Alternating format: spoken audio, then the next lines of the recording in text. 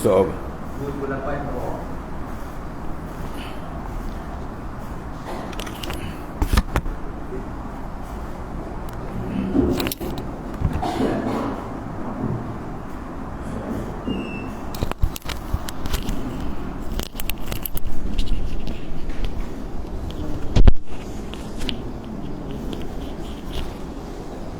إلى حضرة النبي المصطفى رسول الله صلى الله عليه وسلم آله الكرام شؤون الفاتحة أعوذ بالله من الشيطان الرجيم بسم الله الرحمن الرحيم إياك نعبد وإياك نستعين اهدنا الصراط المستقيم صراط الذين أنعمت عليهم غير المغضوب عليهم.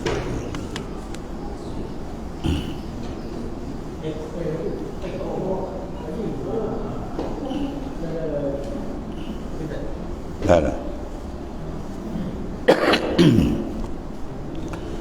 أعوذ بالله من الشيطان الرجيم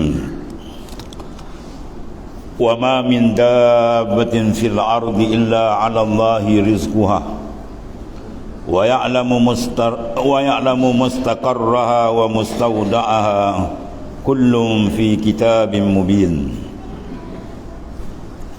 Dan tiada satu daripada makhluk-makhluk yang bergerak mana yang melata di bumi, melainkan Allah jualah yang menanggung rezekinya dan mengetahui tempat kediamannya dan tempat ia disimpan. Semua ini tersurat di dalam kitab, ini Lauh Mahfuz yang nyata kepada malaikat-malaikat yang berkenaan. Di sini pengajaran besar diberikan oleh Allah Subhanahu Wa Taala.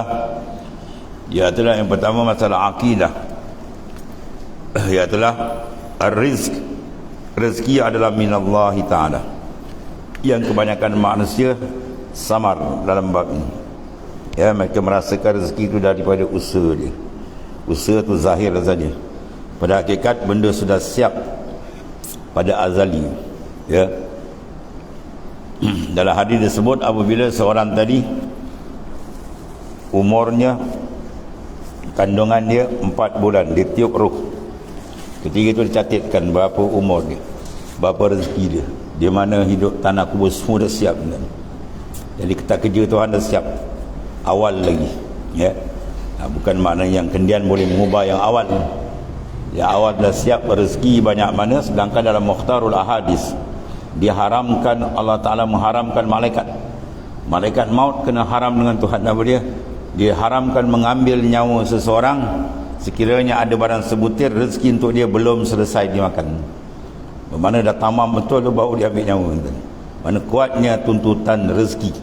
Sebab tu kita jangan berpandu pada ayat ini, maka wajib bagi kita menenangkan fikiran kita setenang-tenang, selapang-lapang, serehat-rehat masalah rezeki. Masalah rezeki langsung tak ada apa? Tidak boleh kita risau. Semua cari tak apa.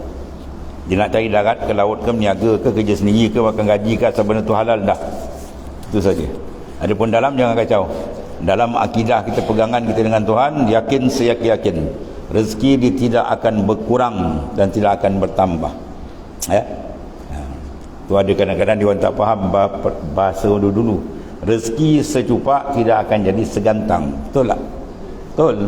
Tapi dia orang silap faham. Dia ingat bila faham gini tak payah kerja duduk. Kan tu maksud dia. Maksud dia nya, kalau rezeki kita hari itu Tuhan meniaga, Tuhan dah tentukan diuntung hari ini 2,000. Itulah makna secupak tu. Itulah makna dia. Ya, dia usaha hari ini dia untung 2,000 perniagaan dia. Dia takkan pergi 3,000. Itu maksudnya. Bukan makna bila secupak tak berubah, duduk saja tunggu, bukan macam tu. Ya, mana rezeki itu telah ditetapkan oleh Allah Subhanahu Wa Taala.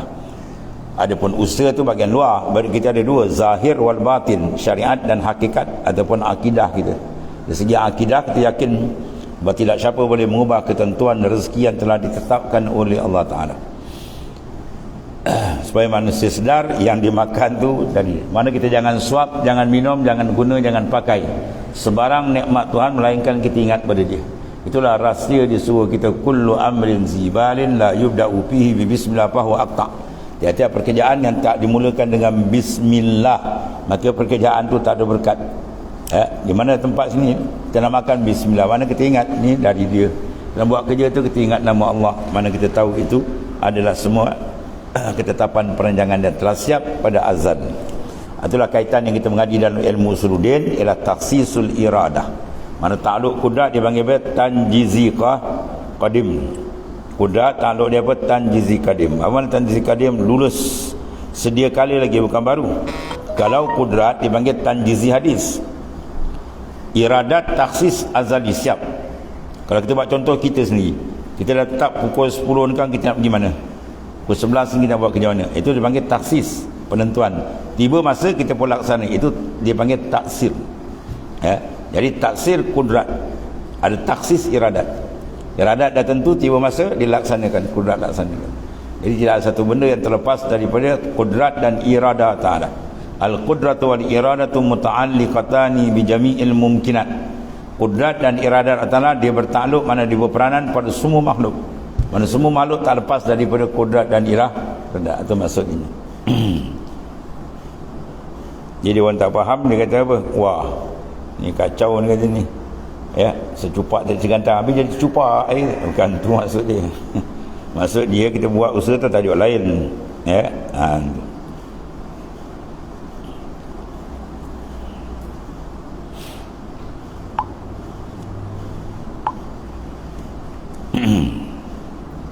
habis.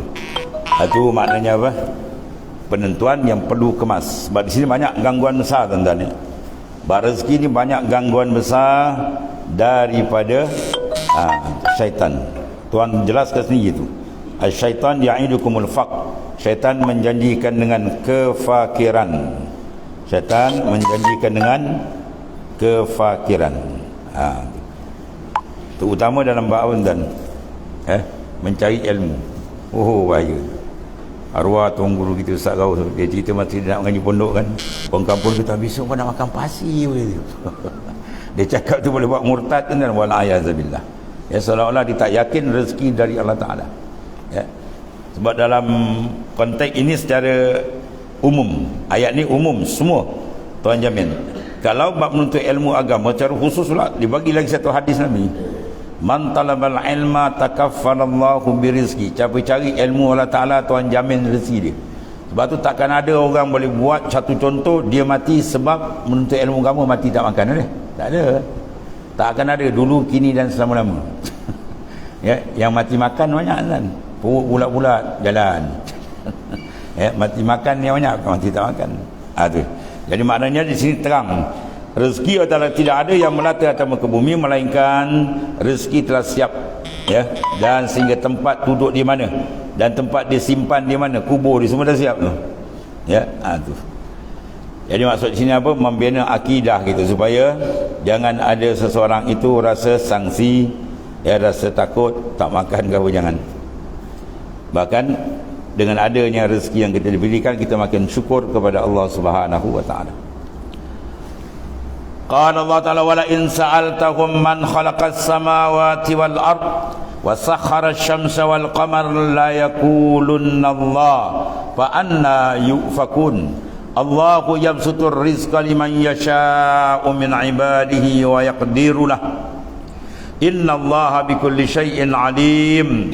Wala in sa'altahum man nazzala minas samaa'i ma'an fa ahya bihil arda min ba'di mautiha la yaqulunna Allah. Ayat ni hebat-hebat ni.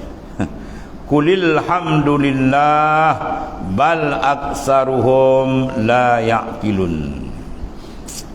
Allah.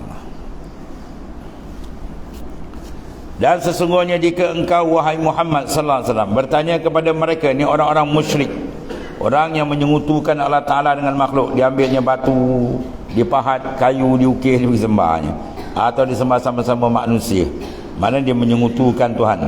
Kalau tanya dia, siapa yang mencipta langit dan bumi dan memudahkan matahari berjalan cantik, bulan berjalan cantik semua sendiri untuk faedah makhluk ni, sudah tentu mereka akan menjawab Allah. Ya, kadang-kadang Cina kata, saya apa jadi? Ini Tuan Nalau. Ada satu Cina kan, saya pergi jumpa kat kedai dia tu. Ini bala turun tau. Ini banyak orang sudah lawan Tuan Nala. Oh, pahlawan. Kau lagi besar lawan kau sampai satu. Nak kelakar dia cakap tu. Tuan Nala sudah malah dia kata. Kan? Sekadar tu iman tak cukup. Ya, dalam masa zaman dia tak perasan disyirikkan Tuhan.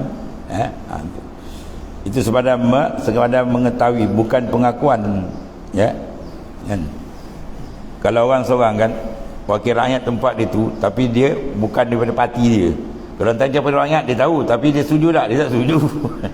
Siapa rakyat ni orang ni, dia sebut macam tu, apa dia tak setuju, tapi dia tahu tak setuju. Tu mana tak macam ni, dia tahu, tapi tahu dia tidak pergi mendalam, tidak dia beriman, ya, dengan Allah Subhanahu Wa Taala, sekadar tahu. Maka oleh kerana itu, lepas tu dia buat kepala dia. Dia kata la yaqulunna Allah. Nah, saya mereka akan jawab Allah. Tapi masa yang sama lain dia syirikkan Tuhan pula dengan berhalanya, dengan diri dia dan sebagainya. Itu naluri manusia, tak ada lagi, ya. Maknanya dia tahu. Maka bagaimana mereka tergamak dipalingkan oleh hawa nafsu ni daripada mengakui keesaan Allah dan mematuhi perintahnya. Tiba-tiba perintah Tuhan lain suruh buat ibadat sembahyang apa semua, kita buat. Tempat lain ni sembahyang lain ni buat. Kemudian Allah Subhanahu Wa Taala mewahkan rezeki bagi sesiapa yang dikehendaki di antara hamba-hambanya dan menyempitkan rezeki baginya. Sesungguhnya Ta'ala Maha mengetahui akan setiap sesuatu. Jadi Allah Ta'ala jadikan itu semua ada hikmat tu. Ma khalaqta hadza batilan subhanak. Tuhan tak jadikan satu perkara begitu, tak, semua ada hikmat. Sama ada akal manusia yang pendek dapat mengesan hikmat tadi atau tidak, itu soal lain. Hikmat tetap ada, ya. Sehingga iblis dan syaitan nafsu Tuhan jadi pun ada hikmat. Apa hikmat Allah Ta'ala jadikan syaitan nafsu? Supaya hati orang beriman berpaut dengan Allah. A'udzubillahi minasyaitanir. Mana kita berpaut dengan dia, ya. Ada gangguan tu kita tumpu ke dia. Itu hikmat dia. Itu di antara lah. Dan di sini makna kalau dalam perjalanan ma'rifat akan Ta'ala, dua tu hikmat, ya. Ada di antara hamba yang Tuhan rezekikan dia, rezeki dia melimpah ruah, ya. Ada sebaliknya, ada yang sempit. Itu semua ada hikmat ilahi yang besar. Kadang hikam dia kata apa? Mata a'taka ashhadaka birrah wa mata mana'ak ashhadaka kahra fa huwa fi kulli zalika muta'arifun ilaih. Bila Tuhan beri kamu pemberian, apa tujuan? Sebenarnya apa hikmat dia? Ashhadaka birrah, dia tayangkan kepada kita nama dia Al-Bir, pemberi ihsan. Bila dia blok pula kita kena bala, dia tayang nama dia pula apa? Al-Qahar. Jadi dua-dua tu muta'arifun ilaih, supaya insan mengenal dia dalam setiap keadaan. Dia beri kita kenal, dia tarik pun kita kenal, baru selamat. Tapi kalau dia tak kenal, bahaya. Dia beri, dia babas, ya, dia uji, dia dia apa tuan? Dia menyalak dan dia melaung dan sebagainya, habis. Sebab itu rahsia pengenalan Tuhan amat penting. Bila dia kenal, dia faham, ya, dia tak akan jadi babas apa keadaan sekalipun. Itulah nafsu yang dipanggil mutmainnah. Dia tetap, dia tak akan berganjak dengan Allah Ta'ala, walaupun diuji dengan kesenangan atau diuji dengan kesusahan, dia tetap dengan Tuhan. Habis. Dan nafsu ini yang dipanggil untuk ke syurga, ya, dapat surat jemputan. Ya ayyatuhan nafsul mutmainnah irji'i ila rabbiki radiyatan mardiyah fadkhuli fi ibadi wadkhuli jannati. Wahai nafsu yang tenang, itulah tenang. Dia tetap tidak beranjak. Diuji dengan kesenangan atau kesusahan, dia tak beranjak, tetap.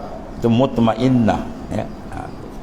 Irji'i ila rabbik, kembalilah kepada Tuhan kamu. Mana jalan kembali ke Tuhan ialah mutmainnah. Itu cari jalan kembali, ya. Ada ilmu setengah tu dia saja buat pelik-pelik. Kita nak cari ilmu jalan kembali. Kita dengar mana kembali, itulah dia. Irji'i ila rabbik, kembali kepada Tuhan kamu, ya, mengenali dia, makrifat akan wadkhuli fi ibadi, dan masuk dalam hamba yang ditaksis, ditentukan hamba pilihan, wadkhuli jannati, ya, dan masuk dalam syurga mana.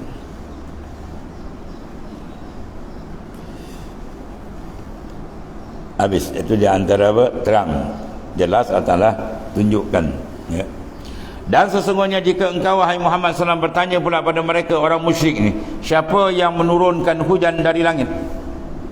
Lalu yang hidup, lalu ia hidupkan dengannya tadi, dengan sebab hujan tumbuh-tumbuhan di bumi yang sudah mati.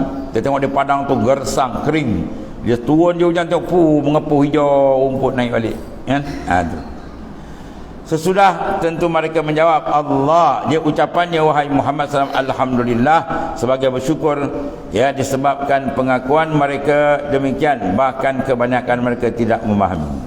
Sekadar tahu je lah, tapi apa perlu dia dengan Tuhan, ya, apa tanggungjawab dia dengan Tuhan yang Tuhan suruh, kewajipan bagi dia mengenal dia, membina akidah, itu dia tak kerti lah, sekadar gitu je lah. Maknanya menerangkan pada kita hatta orang musyrikin tu pun dia tahu mana ada suatu kuasa besar, tapi dia tak mengenali dengan betul, ya. Sebab tu disuruh kita kenal sebenar akan Allah SWT. Tafsirnya Allah SWT berfirman menetapkan bahawa tiada Tuhan melainkan Dia. Itu satu. Mana tiada Tuhan melainkan Dia. Mana tiada zat yang bersifat dengan sifat ketuhanan. Itu lapis pertama. Apa sifat ketuhanan? Terkaya dari yang lain, satu. Yang lain terikat dengan Dia. Itu makna dia. Dia ambil daripada ayat ya ayuhan nas antumul fuqara ilallah wa huwa wallahu huwal ghaniyul hamid. Wahai manusia, kamu fakir kepada Tuhan. Itu makna kepada yang mana apa? Terkaya berhajat yang lain pada Dia. Wallahu huwal ghaniyul hamid adalah maha kaya. Itu makna istighna. Dia kaya mana terlepas. Jadi bila sebut Tuhan, dia ialah satu zat yang dia tidak terikat dengan sesiapa. Bahkan sebaliknya pula makna kedua, semua yang lain terikat dengan dia. Itu makna. Jadi bila kita nafikan la ilaha, terus jelas. Kalbi kita terang memandang bahawasanya yang bersifat ketuhanan adalah Dia, bermakna Dia tidak terikat dengan siapa, yang lain terikat dengan Dia. Bila terikat dengan Dia, bermakna semua perkara ni yang buat sebenar ialah Dia fa'il. Dia bagi makna kedua, la ilaha illallah dengan makna la fa'il illallah. Tiada yang membuat sebenar melainkan Dia. Hatta perbuatan kita, bergerak kita, memandang, bercakap, mendengar, semua dari Dia. Berdalilkan ayat Quran wallahu khalaqakum wa ma ta'malun. Allah Ta'ala menjadikan kamu dan perbuatan kamu. Dua.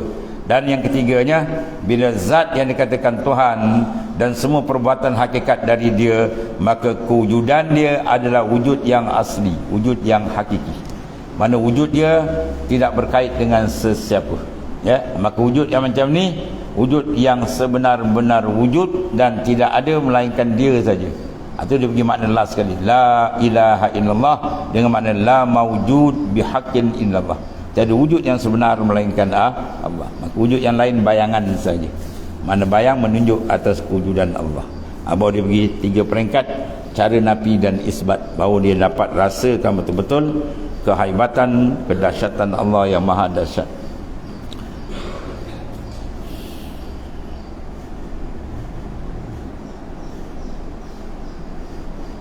Tafsirnya Allah SWT berfirman menetapkan bahawa tiada Tuhan melainkan Dia. Kemudian orang-orang musyrikin, orang musyrik yang menyekutukannya dengan selainnya tidak dapat mengingkari bahawa Dialah yang menciptakan langit dan bumi. Ya. Sebab tu sunat bagi kita bangun pagi baca ayat 190 surah Al-Imran bagi menyuntik makna ni. Lepas baca doa, bangun tidur, buka pintu, buka jendela lah, buka pintu, kawan lain masuk lah. Buka jendela, pandang ke langit. Ya, kita menyuntik iman kita dengan 2 ayat. Satu dipanggil ayat Al-Manzurah, satu dipanggil ayat Al-Makru'ah. Ayat Manzurah, ayat Makru'ah, ayat mana tanda kebesaran Tuhan yang dibaca. Apa dia? Inna fi khalqis samawati wal ard. Sungguh dalam kejadian langit dan bumi. Waqtilafil laili wan nahar, dan bersilih gantinya siang dan malam, hari-hari tuan tukar. La ayatin liulil albab, menjadi tanda yang terang bagi orang yang hidup mata hati. Siapa dia orang yang hidup mata hati? Alladzina yazkurunallaha qiyaman wa qu'udan wa ala junubihim. Orang yang mengingati Allah dalam keadaan dia berdiri, dia duduk, dia baring. Mana semua kelakuan dia sentiasa ingat hati dia dengan Allah. Itu makna orang yang hidup mata hati. Dia ambil 2 tadi. Ayat 1, kemudian perhati. Langit bumi semua ni panggil ayat Al-Manzurah, tanda yang dilihat. Al-Quran ayat Makru'ah, ayat yang dibaca. Tanda yang dibaca Al-Quran, tanda yang dilihat sekalian alam. Termasuk paling dekat wa fi anfusikum afala tubsirun, pada diri kamu tak lihat, Tuhan kata. Terang tanda kebesaran keagungan Dia maha dahsyat.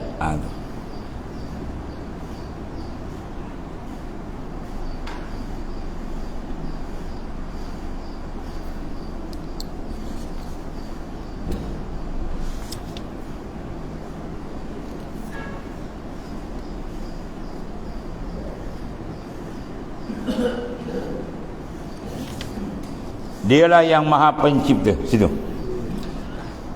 yang memberi rezeki kepada hamba-Nya. Dialah yang menentukan ajal mereka.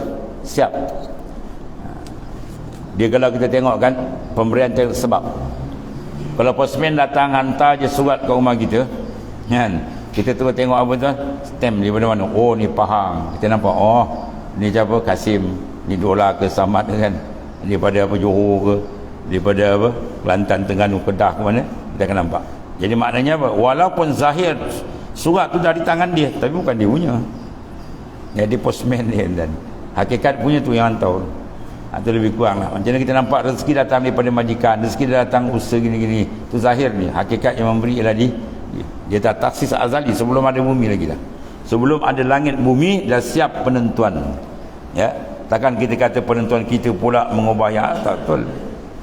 Ya, kalau kita kata bapak saya dulu dengan mak saya masa menikah, saya hantar surat jemputan. Betul? Ya.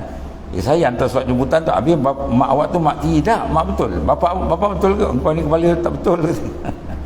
Mak baru menikah awak kita hantar surat, apa kita belum ada. Ya, maknanya yang ada dah siap, bukan yang ujung menentu. Maknanya bukan perancangan kita yang ujung menentu, yang dah ada siap asal lagi dah. Sebab asal huwallahu taala yahtassu bi rahmatihi man yasha. Ditentukan kepada siapa dia kehendaki. So menunjukkan kebesaran dan keagungan dia maha dahsyat, ya.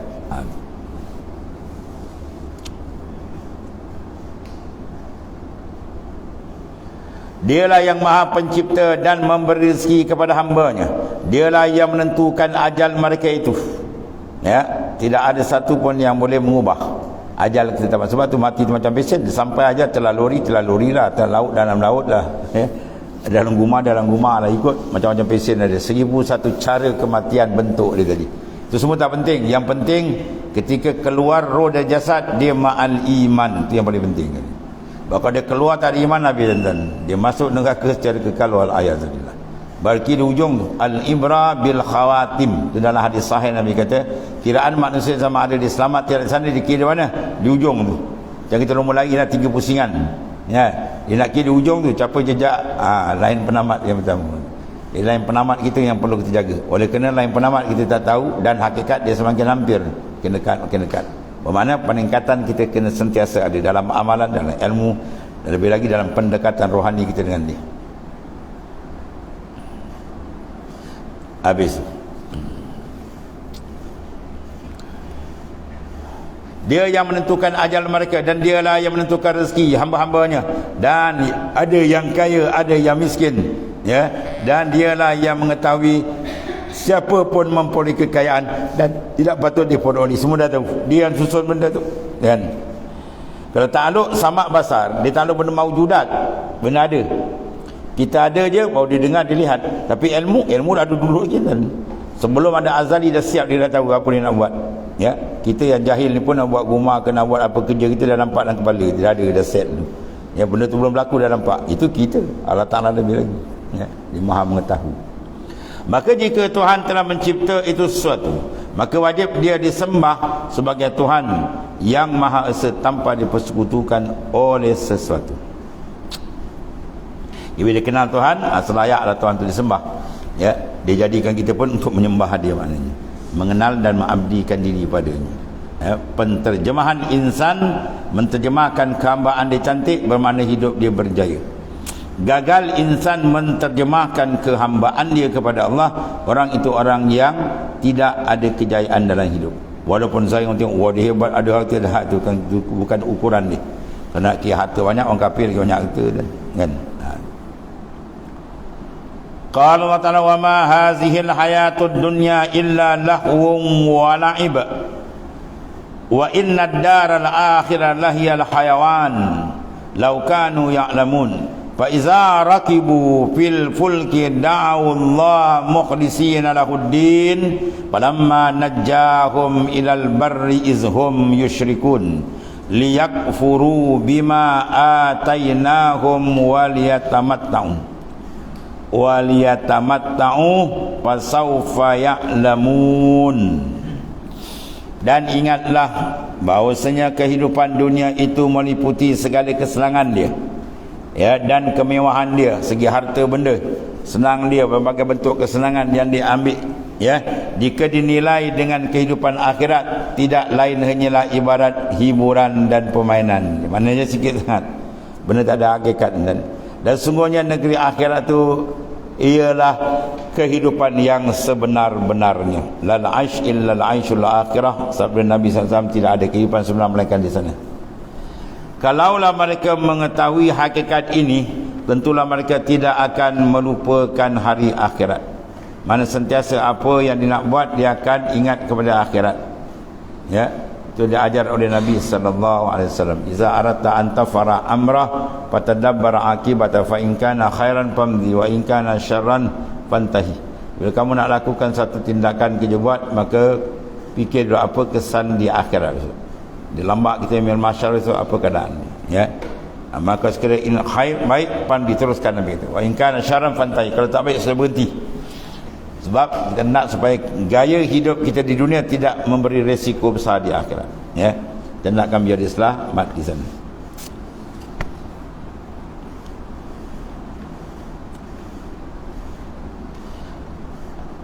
Kemudian dalam pada itu apabila mereka naik bahtera, gitu, lalu menemui suatu bahaya di laut, gelombang besar, kapal dia pun dah berpusing dan dah bergelabur, dah terbalik kata. Mereka memohon pertolongan kepada Allah Ta'ala dengan doa dan tulus ikhlas kepadanya. Kemudian setelah Allah Ta'ala menyelamatkan mereka ke darat, mereka berlaku syirik kepadanya pula. Ya, dia selamat terperangai manusia punya tu. Ya.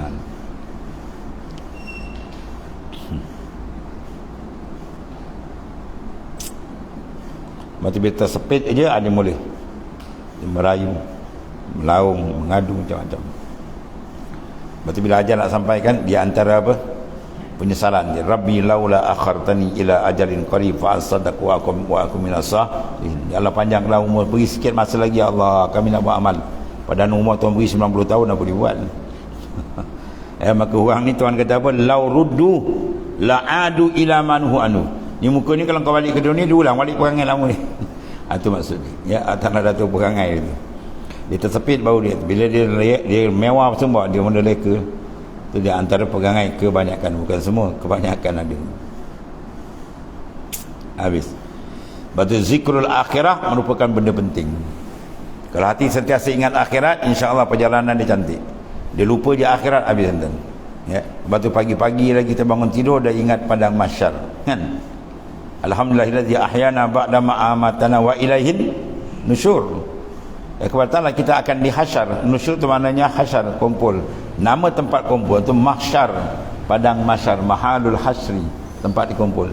Jadi bangun tidur kita dah ingat motivasi kita dengan apa? Zikrul akhirah.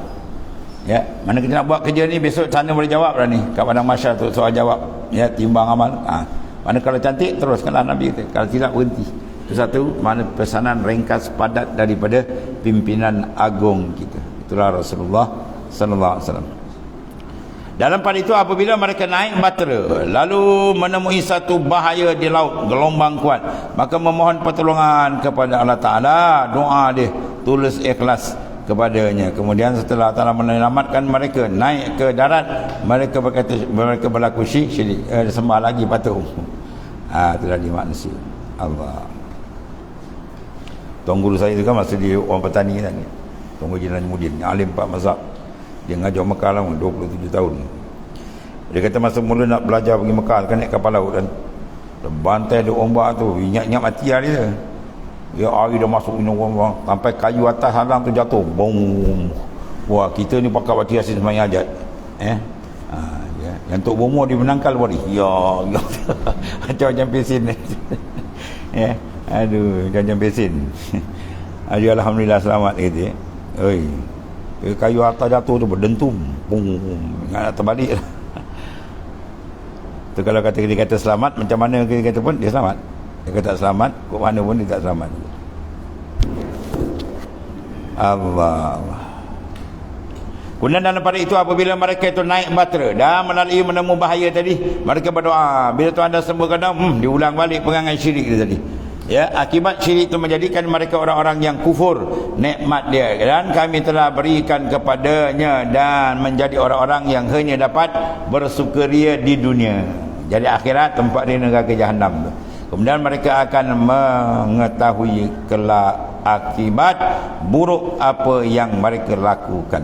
Iaitulah pertama, paling besar syirik dengan Allah Subhanahu Wa Taala. Habis. Kemudian tafsirnya, Allah Subhanahu Wa Taala berfirman tentang kehidupan di dunia perbandingan dengan kehidupan di akhirat pula.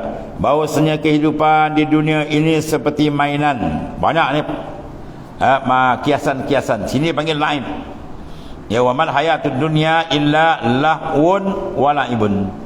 Ya, mana benda permainan bukan benda betul. Budak-budak ni patung kecil-kecil macam tu ialah tak ada nilai, ya. Itu maksud. Dan senda gurau kerana tidak kekal. Ya, sekejap je.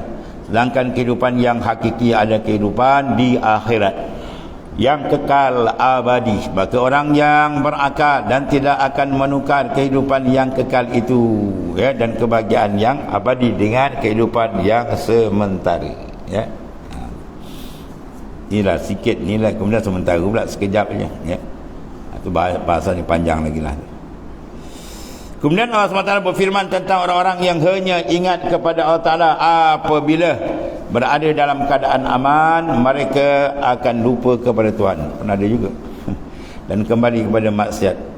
Ketika terdesak tadi, dia kembali. Betul-betul nampak dia, betul-betul ya. Ibadat dia, menumpukan tangisan dia. Bila dah senang balik pun, dia lupa balik. Itu perangai manusia. Bahaya. Sebab itu sentiasa beri peringatan taubat ni.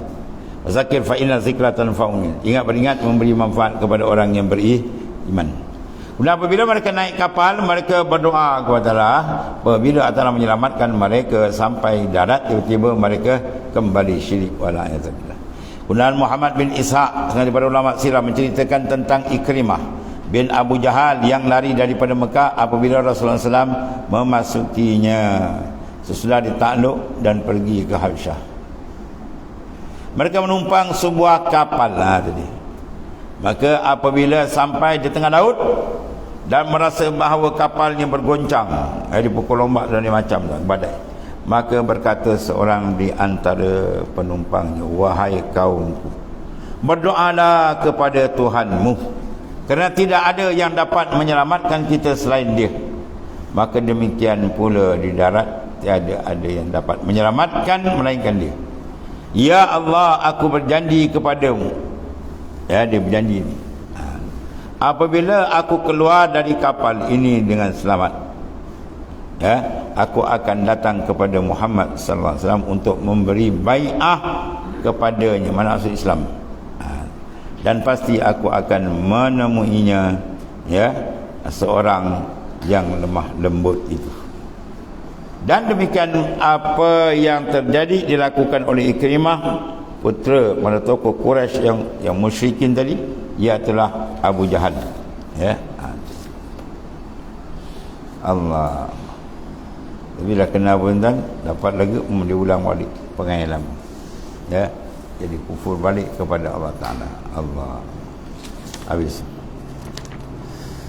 Kemudian qala ta'ala, awalam yarau anna ja'alna haraman amina wa yatakhattafun nasu min hawlihim afabil batili yu'minuna wa bi ni'matillahi yakfurun wa man azlamu mimman iftara 'ala Allahi kadhiba aw kadzdzaba bil haqqi lamma jaa'a alaysa fi jahannama maswan lil kafirin walladzina jahadu fina lanahdiyannahum subulana wa innallaha la ma'al muhsinin.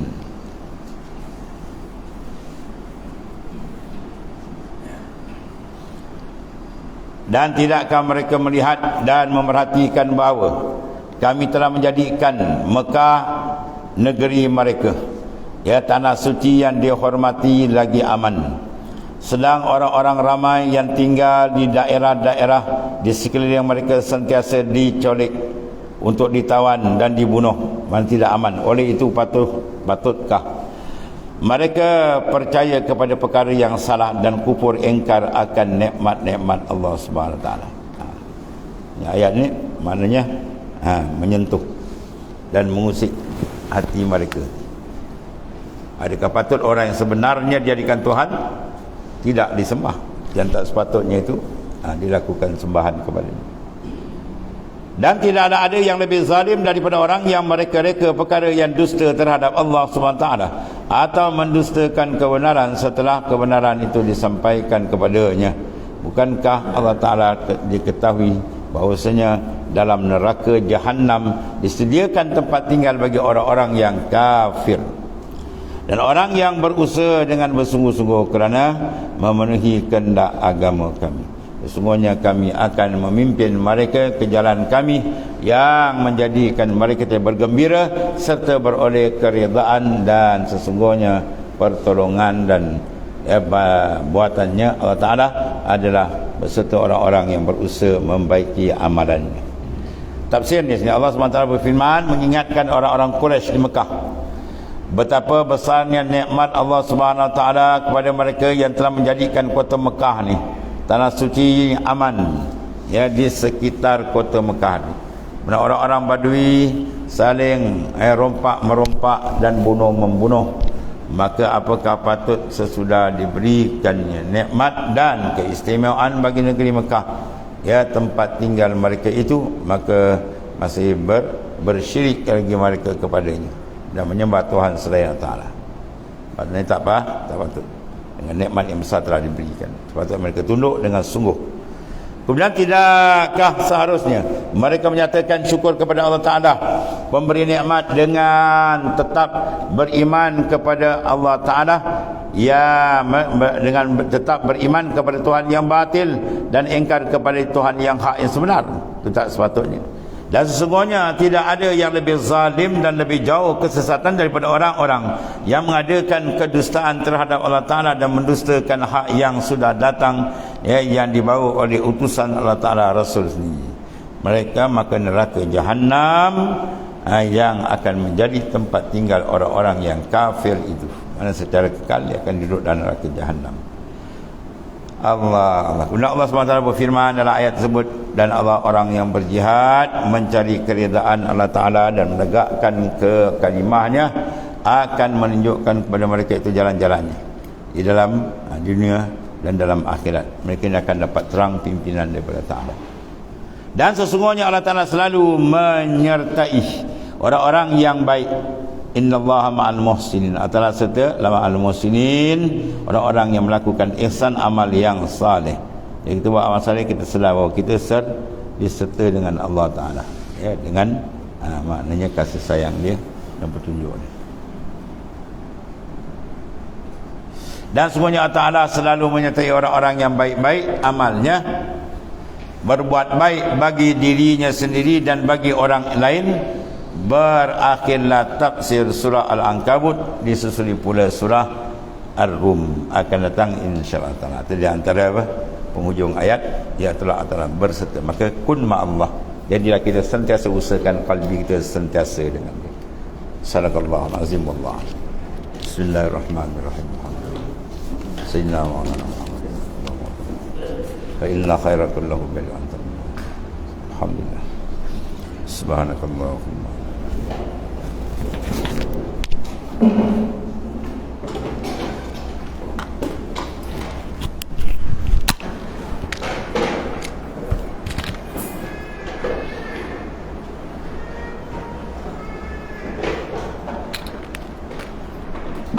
Yeah.